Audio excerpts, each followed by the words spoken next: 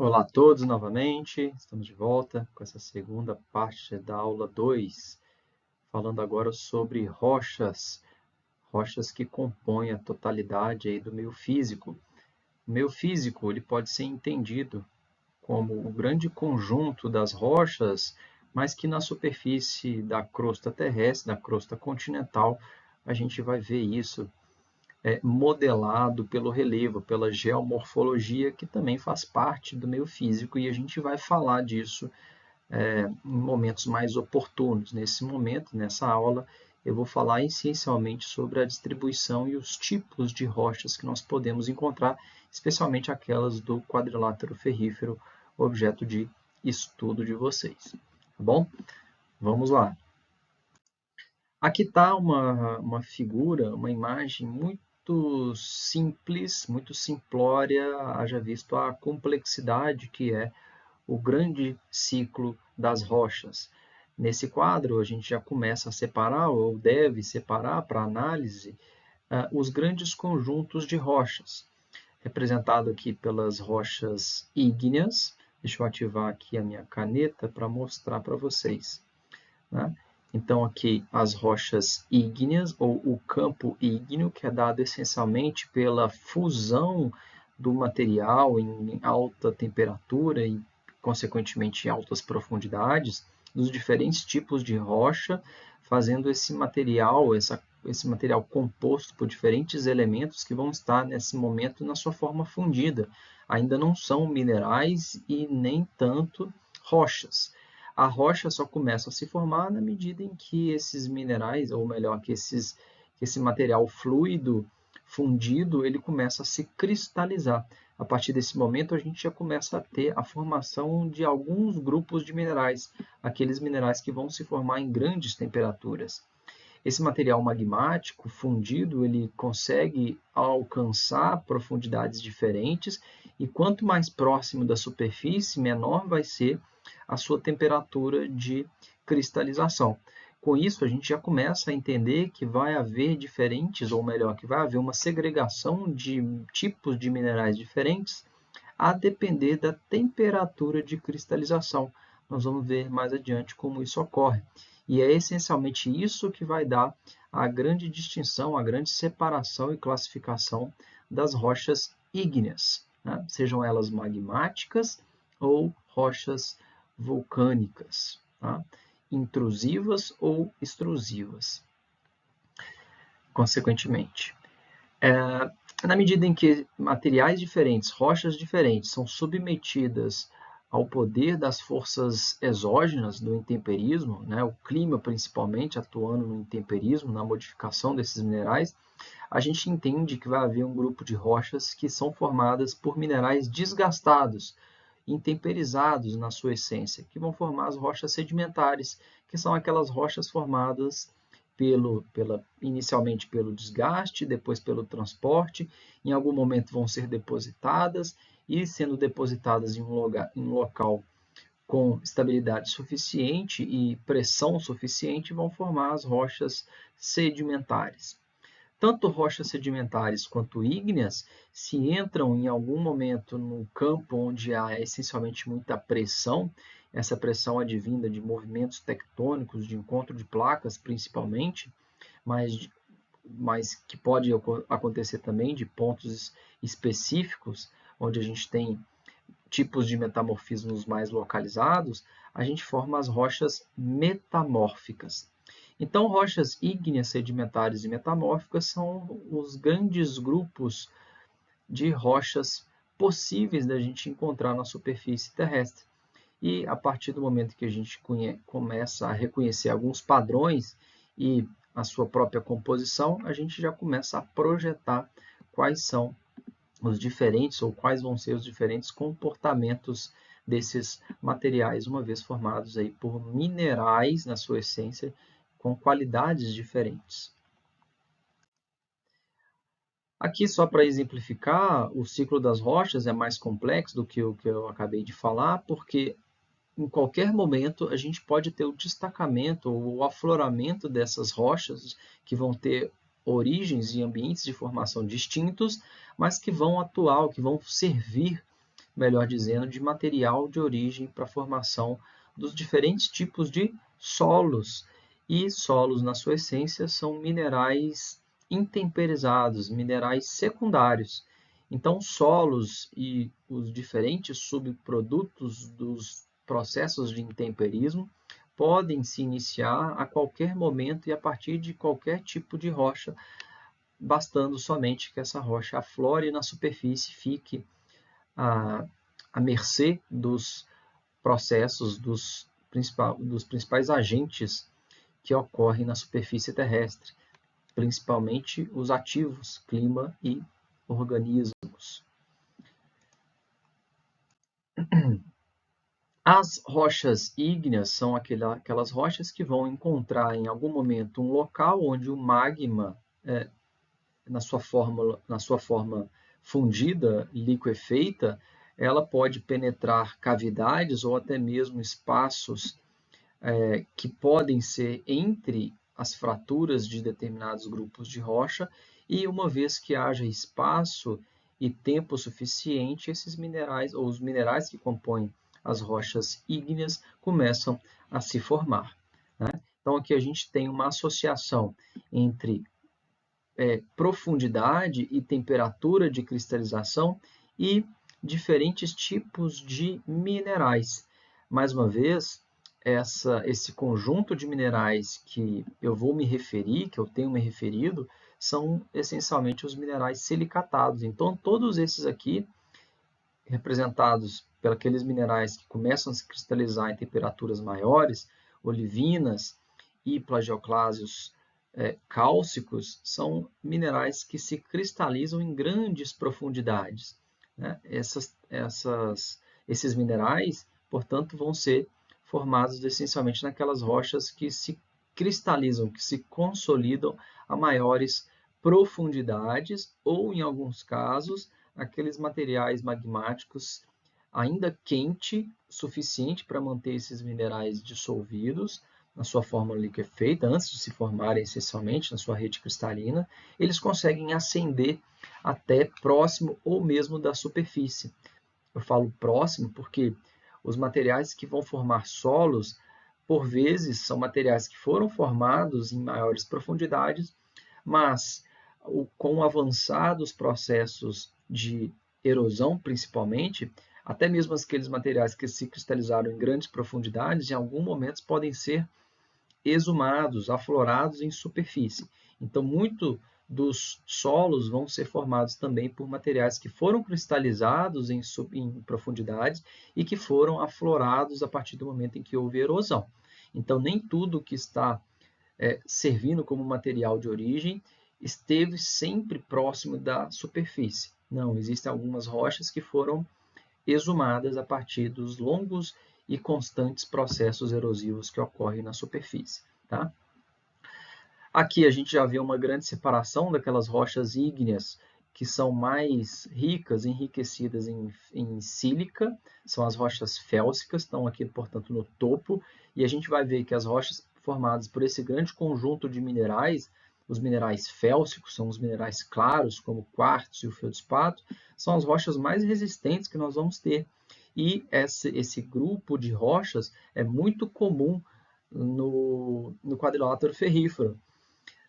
Nem sempre na sua forma ígnea, mas às vezes em alguma forma derivada das rochas ígneas, como rochas metamórficas, tá? Mas a gente já começa a entender que essa composição de minerais diferentes vai dar rochas, ou vai formar rochas com qualidades diferentes também.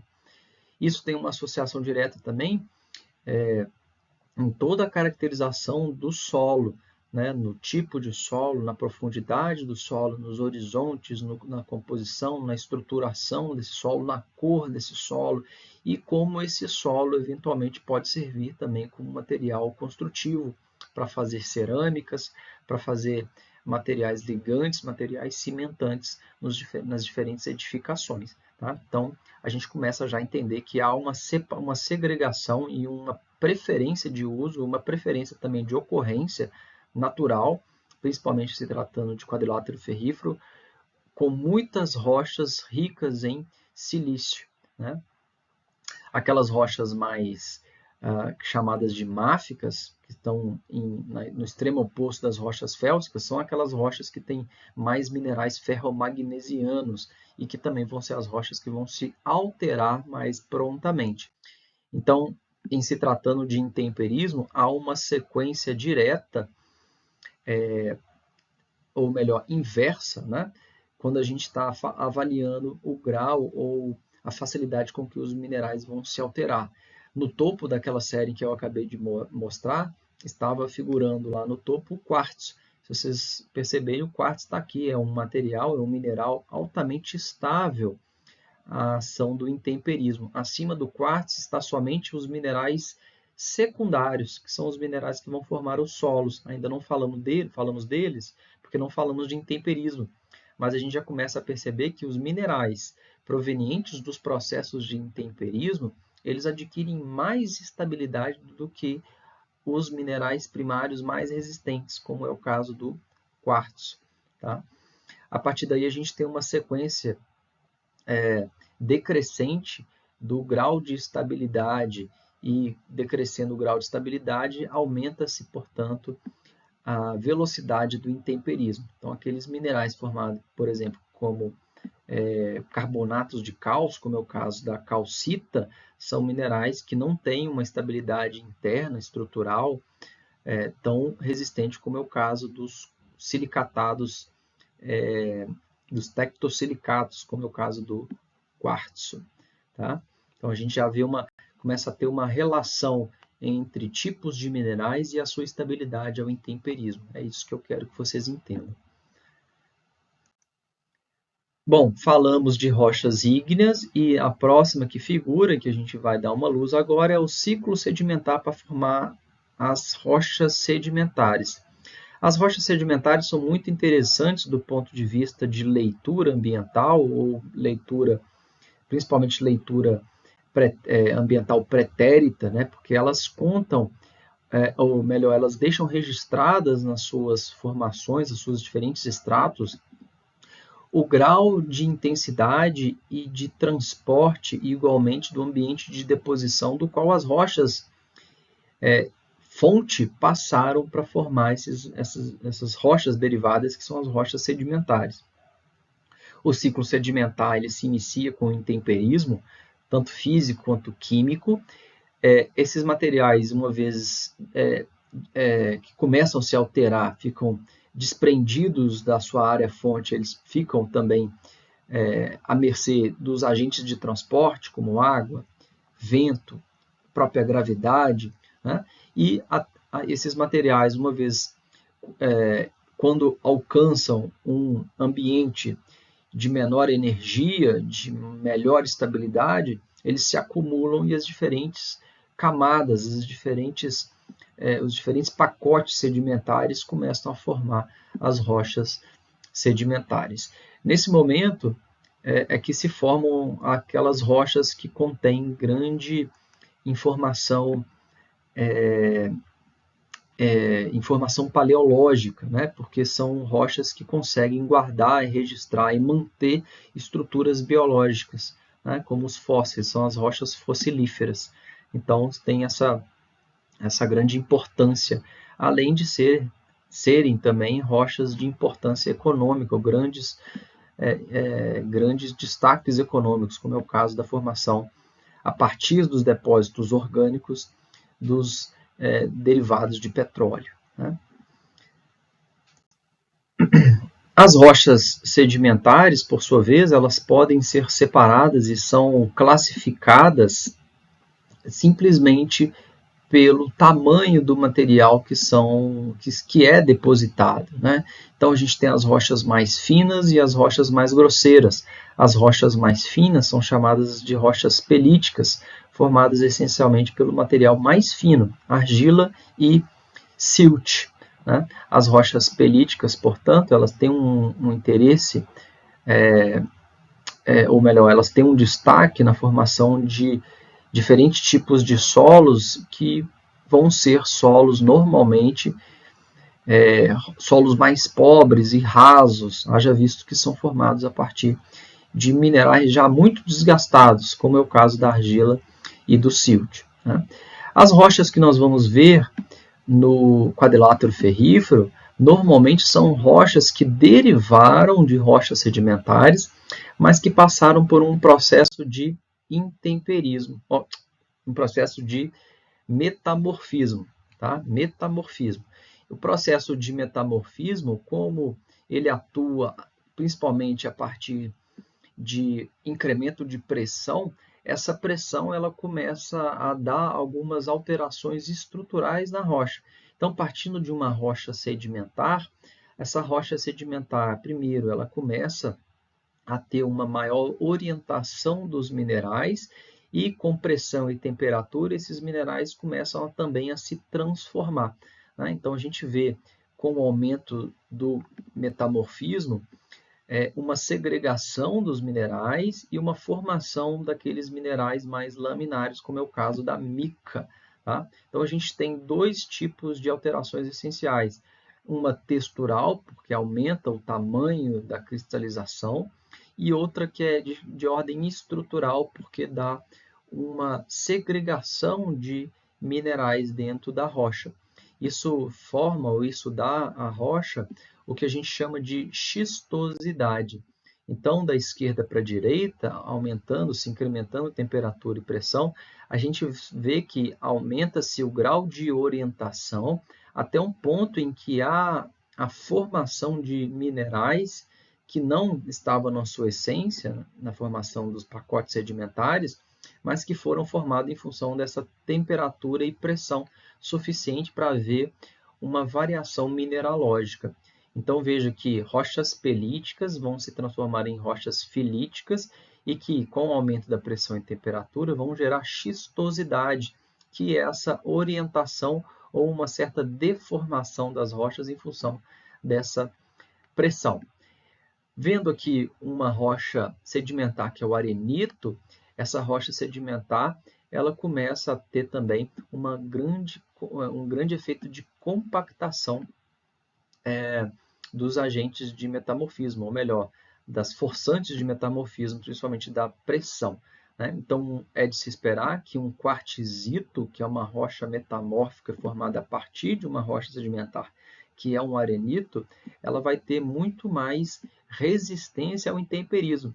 E quartzito, portanto, são as rochas que vão formar aqueles alinhamentos montanhosos, aquelas áreas montanhosas que foram formadas por um desgaste diferencial. Se a gente tem muito quartzito em uma área e o seu entorno é formado por outros tipos de rochas, rochas mais friáveis, é de se esperar que o quartzito ele vai ficar, por diferença de resistência, ele vai ficar em cotas altimétricas maiores, porque é mais resistente. Então, ele não vai ficar mais alto porque foi levado para cima. Ele vai ficar mais alto relativamente a outras rochas que foram desgastadas com intensidades diferentes. Né? Então, o quartzito, junto com outras rochas metamórficas com alto teor de sílica, são aquelas rochas que formam as cotas mais altas do quadrilátero ferrífero e de grande parte do território brasileiro.